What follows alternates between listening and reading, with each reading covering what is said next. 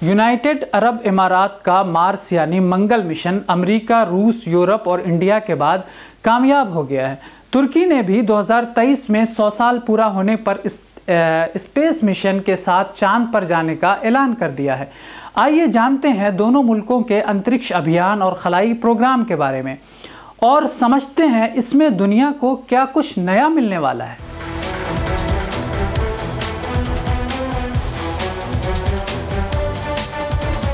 मैं हूं काशिफ हसन और आप देख रहे हैं मिल्लत टाइम्स। यूएई ने अपने खलाई मिशन का नाम होप रखा है यानी उम्मीद, जो मरीख यानी मंगल ग्रह तक पहुंच गया है। खाड़ी के देशों में यूएई वो पहला मुल्क है जिसने ये कामयाबी हासिल की है। मंगल ग्रह तक जाने के लिए सैकड़ों देश कोशिश करते रहते हैं, लेकिन स्पेस वातावरण उतार चढ़ाव, सख्त मुश्किल हालात की वजह से स्पेस यान रास्ते ही में हादसे का शिकार हो जाता है। इसलिए मंगल ग्रह को स्पेस यान का कब्रिस्तान भी कहते हैं।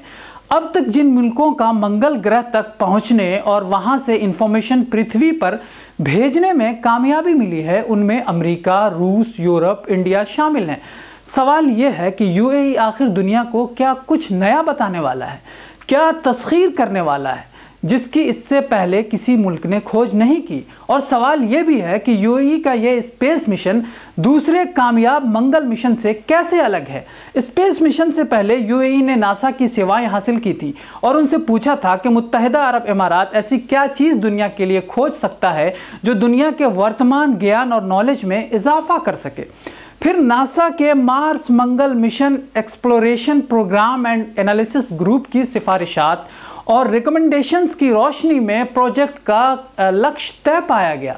क्या है इस सैटेलाइट प्रोग्राम का लक्ष्य, आइए समझते हैं। सैटेलाइट ये जांचेगी कि मंगल यानी मरीख के एटमॉस्फेयर में एनर्जी कैसे आती है, सोर्स क्या है। इसी तरह यह पैमाइश और ऑब्जर्वेशन दिन के तमाम टाइम पीरियड में की जाएगी और साल के तमाम मौसमों में भी ये की जाएगी। इसके अलावा यह मिशन मंगल ग्रह मरीख पर मौजूद उस मिट्टी का भी जायज़ा लेगी जो इस प्लानिट के दर्जे हरारत और टेम्परेचर पर प्रभाव डालती है। इसके अलावा यह स्पेस के बिल्कुल ऊपरी भाग में, ऊपरी हिस्से में मौजूद हाइड्रोजन, ऑक्सीजन के एटमों का भी उल्लेख करेगी। साइंसदानों को यह संदेह है कि ये एटम मंगल के एटमॉस्फेयर में घुलकर एक दूसरे एटमॉस्फेयर को ख़त्म कर देती है। इस मिशन से दुनिया को यह भी मालूम हो पाएगा कि मरीख यानी मंगल पर अब पानी क्यों मौजूद नहीं है, जो कि पहले स्पष्ट रूप से मौजूद था। इस ऑब्जर्वेशन के लिए होप मिशन मार्स प्लैनेट से 22,000 से 44,000 किलोमीटर के फासले पर फ्लाई करेगा। आइए संक्षेप में समझते हैं कि टर्की के 100 साल मुकम्मल होने पर क्या है उनका स्पेस मिशन।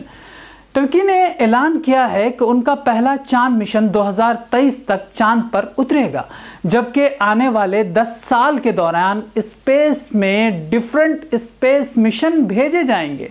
बल्कि स्पेस में तुर्की का स्पेस स्टेशन भी बनाया जाएगा।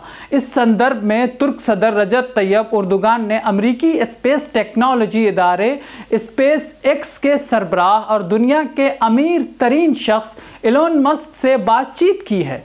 उनसे रॉकेट टेक्नोलॉजी समेत स्पेस टेक्नोलॉजी पर विचार का आदान प्रदान किया है।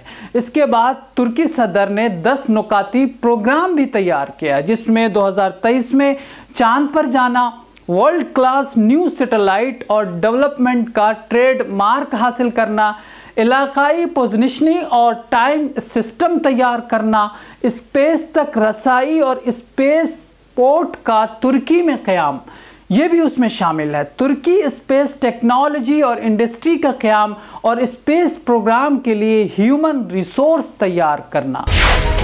मिल्लत टाइम्स को आपकी ज़रूरत है, हमारी आप माली मदद करें। हर महीने सिर्फ 100 रुपये और 1 साल के लिए 1 साल सिर्फ 1000 रुपये। रकम भेजने के लिए यहाँ दिए गए फ़ोन पे, गूगल पे और पेटीएम नंबर का इस्तेमाल कर सकते हैं।